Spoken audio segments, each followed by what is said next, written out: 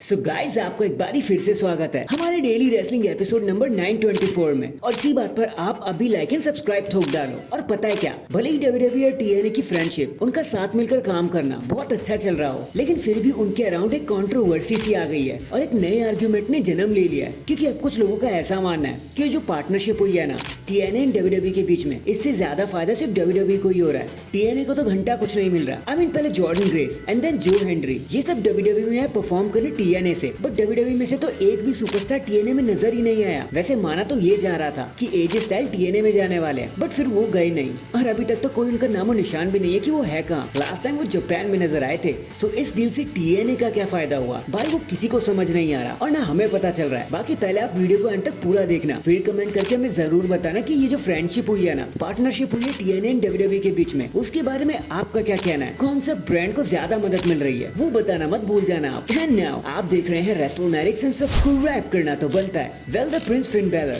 भले ही tag team champion हो, लेकिन असली चैंपियन तो उनकी सिस्टर एना मरी निकली। क्योंकि अभी हाल ही में एक पोस्ट करते हुए फिन बैलर ने बताया, जिनका रियल नेम डेविड है, उन्होंने बताया कि उनकी फैमिली बरसों से डब्लिन एंड रैप पे ट्रांजिट में काम कर रही थी एंड फिलहाल उनकी लेगेसी को आगे बढ़ाने के लिए उनकी सिस्टर आगे आई है, एना मरी आगे आई है एंड वो फैमिली की पहली ऐसी फीमेल बनी है जो इस लेगेसी को आगे लेकर जाएंगी। तो कांग्रेचुलेशंस डिवाइड फैमिली। एक छोटी सी अपडेट थी तो सोचा आपको बताता चलूं। Next finally the world champion Damien priest अपने एमआईटीवी के बोझ किकआउट के बाद तो फाइनली बोल पड़े। उन्होंने कहा कि देखो आपको क्या लगता है, मैं किकआउट करना भूल गया, मुझसे कोई गलती हो गई क्या, हमसे कोई गलती हुई? तो दैट्स नॉट द केस भाई, ऐसा कुछ नहीं है। देखो 20 सालों के करियर में तो ऐसा कुछ हुआ नहीं कि कोई किकआउट करना भूल जाए। हम किकआउट करना नहीं भूलते, वो तो बस हीट ऑफ द मोमेंट था, जो चीज हो गई बस, इससे ज्यादा कुछ नहीं था। और फिर फर्क भी क्या पड़ा, जो जैसा था वही का वही रहा। स्टोरी लाइन कंटिन्यू हो गई जैसी ड्रू मैकिंटायर है, तो दिक्कत ही क्या थी। एंड इतना क्या कर वो शांत हो गए। और भाई वाह क्या कवर किया आपने डेमियन भैया, हम तो बिल्कुल आपकी बात मान गए। तो हैशटैग मान गए आपकी बात। इसके बाद अगली खबर भी डेमियन प्रीस्ट को लेकर ही है। क्योंकि अभी जब उनसे पूछा गया कि मामी रिया रिप्ली जब स्क्रीन पर नहीं थी तो आपको कैसा लग रहा था, कि यार मैंने उन्हें बहुत मिस किया, मुझे नहीं लगता कि एक ऐसा बंदा भी होगा जो उनके आने से खुश नहीं है। हाँ लिव मॉर्गन की बात जरा अलग है। खैर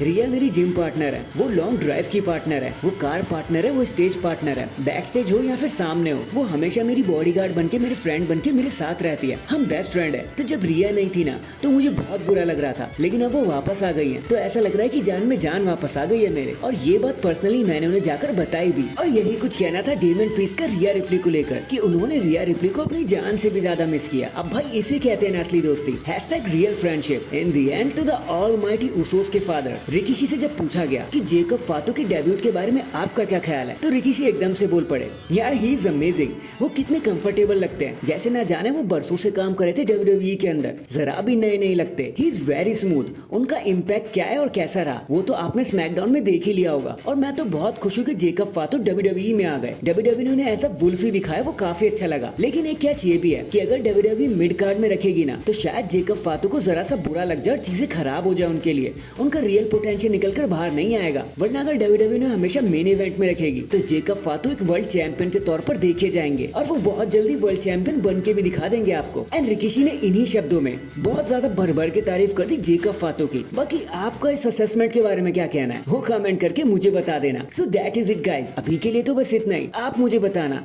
ये डेमियन एंड रिया की दोस्ती से आपको क्या लग रहा है, ये दोस्ती से कुछ ज्यादा नहीं है? इतनी तारीफ कौन करता है यार, कमेंट करके जरूर बताना। एंड चैनल पर नया है तो चैनल को जल्दी से लाइक एंड सब्सक्राइब कर दो। बाकी मैं मिलता हूँ आपसे किसी और अपडेट के साथ, तब तक के लिए अपना ख्याल रखें और खुश रहें।